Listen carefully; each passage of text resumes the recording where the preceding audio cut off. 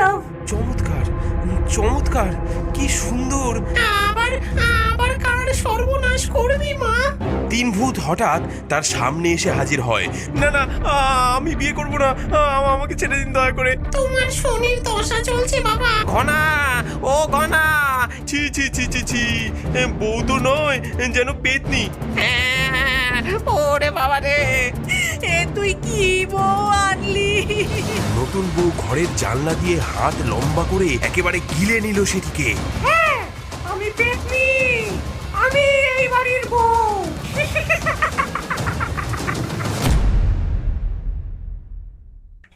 বুঝলে গিন্নি, এই মেয়েকে নিয়ে যে চিন্তার শেষ হচ্ছে না।